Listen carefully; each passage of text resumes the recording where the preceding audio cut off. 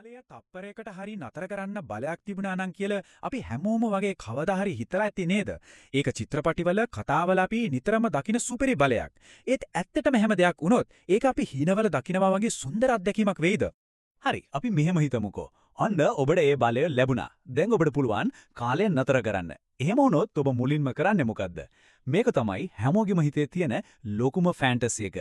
ඉතින් ගොඩක් අය හිතන්නේ මෙන්න මේ වගේ දේවල් ගැන තමයි. අම්මෝ ඇති තරම් නිදා ගන්න පුළුවන්. එහෙමත් නැත්නම් පොඩි පොඩි දඟ වැඩ ටිකක් කරන්නත් පුළුවන්. මේවා තමයි අපි දකින විනෝදජනක පැත්ත. ඒත් යථාර්ථය ඊට වඩා ගොඩක් වෙනස්. ඒ වගේම ගොඩක් භයානකයි.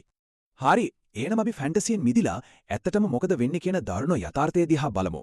ඔන්න ඔබේ පළමු තප්පරය. ඒක පටන් ගන්නෙම නිහඬ අඳුරකින්. හිතන්න, ඊ මෝතාව ඔබේ බලය ක්‍රියාත්මක කළා. මුළු ලෝකයේම එක තැන නතර වෙලා. මුලින්ම හැමදේම සාමාන්‍ය වගේ පෙනෙයි. ඒත් හදිස්සියෙම ඔබ අඩියක් ඉස්සරහට තියන්න හදනවත් එක්කම ඔයා මොකක් හරි හැප්පෙනවා. ඔබට හෙල්ලෙන්නවත් බෑ. ඒක හරියට ඔයා වටේටම නොපෙනෙන ගණන් බිත්තියක් හැදිලා වගේ. හේතුව තමයි ඔබ වටේ තියෙන වාතයේ අංශු පවායේ තැන්වලම මිදිලා තියෙන එක. ඒවදෙන් චලනය වෙන්නේ නැහැ. ඉතින් ඒකෙන් වෙන්නේ ඔබ ඝන වාතයේ තුල සිර වෙන එක. එක අඩියක්වත් ඉස්සරහට තියන්න බෑ. හිර වෙන එක විතරක් නෙමෙයි මෙතන තියෙන ප්‍රශ්නේ. මිදුණු ලෝකයක භෞතික විද්‍යාවේ නියමයන් නිසා ඔබේ සංවේදනයන් එකින් එක වැඩ කරන එක නතර වෙන්න පටන් ගන්නවා.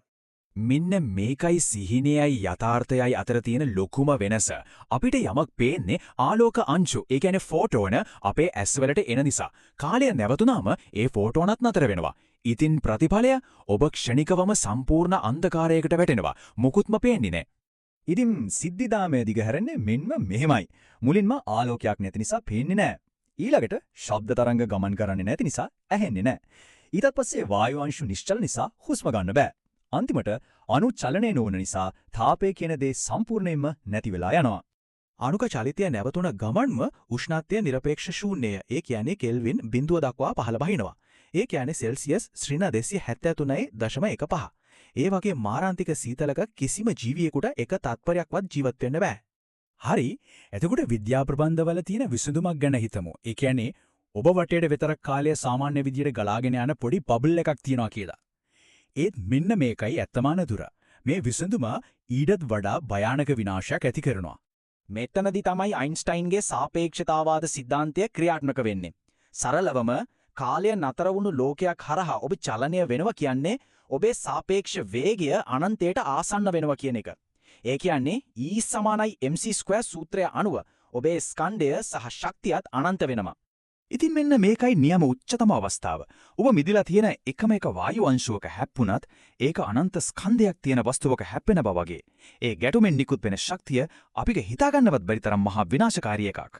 මේකේ පරිමාව තේරුම් ගන්න මෙහෙම හිතන්න.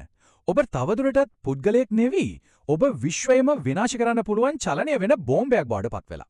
එහෙනම් දැන් පැහැදිලි යේනේ. මේ සුපිරි බලය කියන්නේ ඇත්තටම මූලිකවම කල නොහැකි ගැලවිය නොහැකි උගුලක්. තීරණාත්මකම කාරණය තමයි මේකයි. අපේ භෞතික විද්‍යාව පිළිබඳ අවබෝධයට අනුව කාලය නැවත්වීම කියන්නේ අනාගතයේදී තක්ෂණයෙන් හොයාගන්න පුළුවන් දෙයක් නෙවෙයි. ඒක විශ්වයේ මූලික නීති උල්ලංඝනය කිරීමක්. ඒ නිසා ඒක භෞතිකවම කරන්නම බැරි දෙයක්. ඉතින් අපි කතා කරපු දේවල් සාරාංශ කළොත් ඒක මේ වගේ. එක පැත්තක අපි හීනමවන සුන්දර ෆැන්ටසිය. අනිත් පැත්තේ විද්‍යාව අපිට පෙන්වන දරුණු යථාර්ථය. ඉතින් අන්තිමට අහන්න තියෙන ප්‍රශ්නේ මේකයි. කාලය නතර කිරීම කියන්නේ ඇත්තටම සුපිරි බලයක්ද? එහෙමත් නැත්නම් ඔබවම විනාශ කර